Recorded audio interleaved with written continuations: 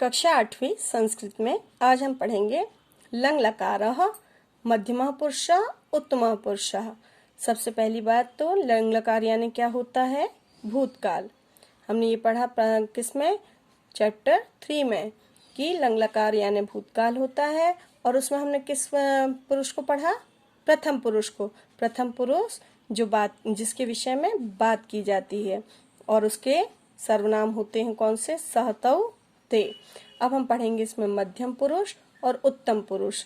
मध्यम पुरुष क्या होते हैं, जो बात को सुनते हैं। उत्तम पुरुष जो बात को बोलते हैं। ये सभी को बहुत अच्छे से बनता होगा क्योंकि हमने कक्षा 7वीं में आप लोगों को पढ़ाया हुआ है।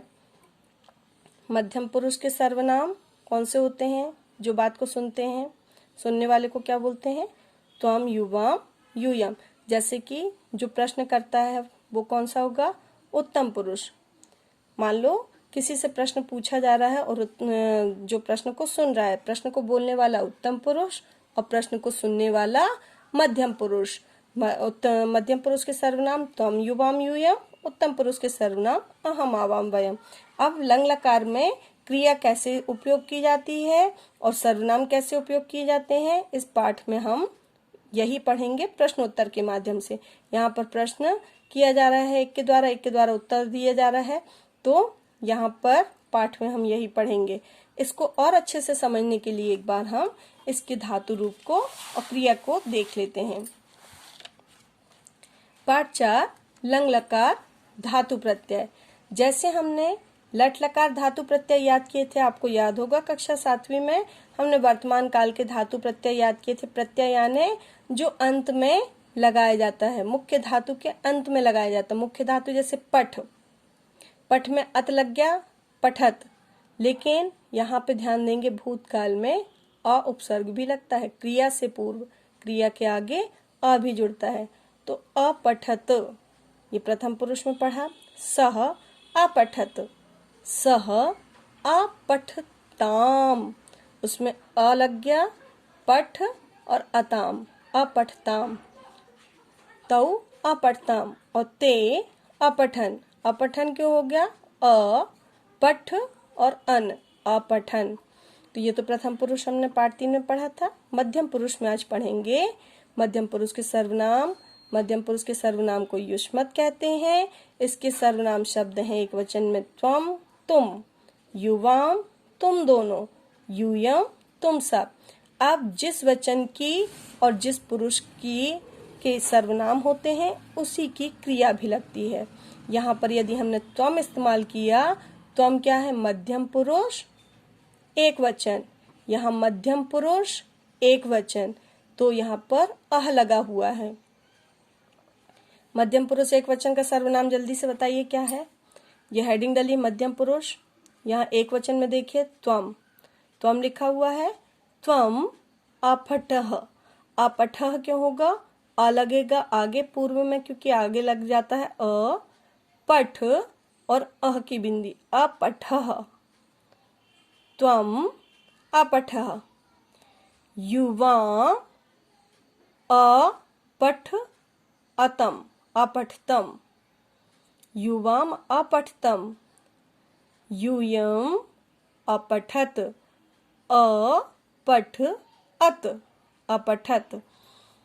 फिर है उत्तम पुरुष के सर्वनाम, इसको अस्मद कहते हैं। अहम यानी मैं। उत्तम पुरुष कौन होते, जो बात को बोलते हैं। तो मैं करके बोलूंगा ना जब प्रश्न करते हैं, तो मैं। आवाम यानी हम दोनों, वयम मतलब हम सब। यहाँ पर ध्यान देंगे उत्तम पुरुष के सर्वनाम और उत्तम पुरुष की क्रिया एक साथ लगते हैं।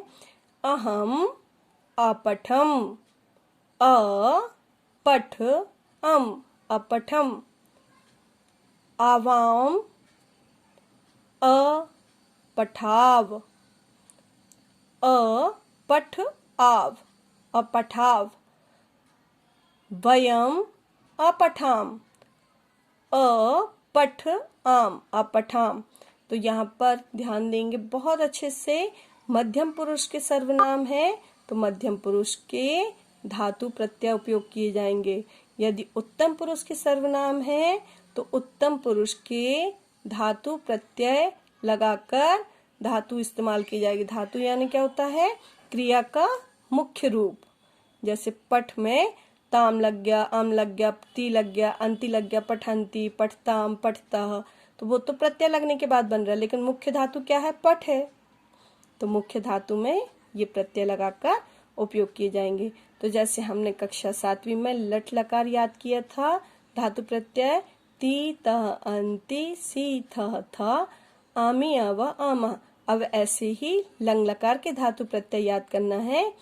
अब अत अताम अम डैश अतम अत अम आव आम। और इसमें ये भी ध्यान में रखेंगे कि आ आगे लगेगा। बस ये वाली चीजें तो आपको लर्न है। अस्मत् और युष्मत् इनको और याद कर लीजिएगा तो आपको ट्रांसलेशन बन जाएगा। त्वम अ लिख अति अह अलिखह। फिर है युवाम अ, पहले अ लगेगा, लिख अतम अलिखतम, युवाम अलिखतम। यूयम के साथ लगाइए, यूयम अ लिखत। तो बहुत अच्छे से लिख का इस्तेमाल किया हमने। अभी तक पठ का बताया था। अब इसका लिख में देखो, उत्तम पुरुष के सर्वनाम में इस्तेमाल करेंगे क्योंकि ये उत्तम पुरुष लिखा हुआ है और यहाँ पर ये उत्तम पुरुष है। उत्तम पुरुष के सर्वनाम देखेंगे, अहम यानी मैं। अहम अलिख अम अलिखम, अहम अलिखम। आवाम अलिख आव अलिखाव, आवाम अलिखाव। वयम अलिख आम लिखाम अलिखाम, वयम अलिखाम। तो इस प्रकार उपयोग करके हम सेंटेंस बनाएंगे और इस पाठ को पूर्ण करेंगे। अभी तक पार्ट 1 में हमने ये समझ लिया कि लंग लकार, मध्यम पुरुष, उत्तम पुरुष क्या होते हैं, लंग लकार में धातु प्रत्यय कैसे लगाए जाते हैं और उनको याद करना पड़ेगा। जैसे आपने तीता अंति सीता था आमी आवा हमा याद कर लिया था, उसी प्रकार हमको इसको याद करना पड़ेगा कि अत अताम अन डैश तम ता अम आव आम। तो ये रट लेंगे जब, तो ये वाली चीजें भी हमको बन जाएंगी। फिर इसमें 2 अव्यय शब्द बताए हैं, कदा और कुत्र। कदा यानी कब, यहाँ पे ध्यान से देखेंगे लिखा होगा मध्यम पुरुष में कदा, और कुत्र अव्यय का भी प्रयोग किया गया है इस पाठ में। तो कुत्र कदा का मीनिंग होता है कब और कुत्र का मीनिंग होता है कहाँ।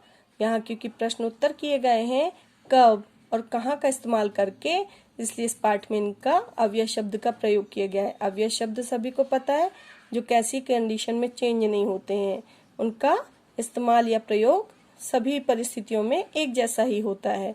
चाहे वो स्त्रीलिंग शब्दों वाक्य में हो, चाहे पुल्लिंग वाक्य में हो, उनका प्रयोग वैसे ही के वैसा रहता है, वो नहीं बदलते हैं, इसलिए उनको अव्यय शब्द कहते हैं। अब ये वाली चीजें हम पार्ट 2 में पढ़ेंगे। पाठ को समझेंगे कि कैसे प्रश्न उत्तर किए जा रहे हैं और कैसे उत्तर दिए जा रहे हैं। तो पार्ट 1 कंप्लीट हुआ।